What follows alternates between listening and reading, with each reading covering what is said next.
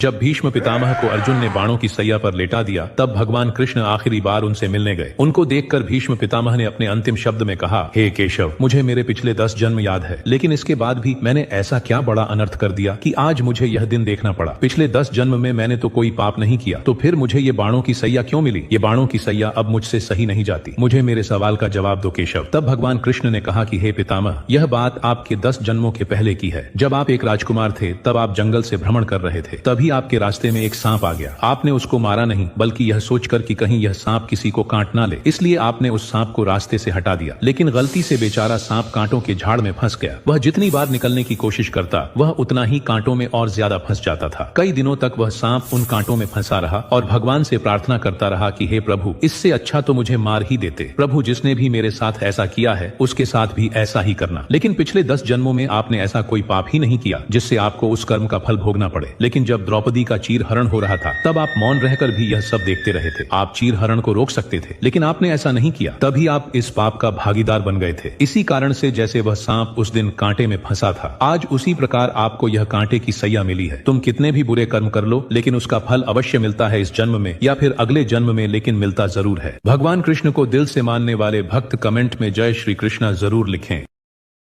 Download ShareChat.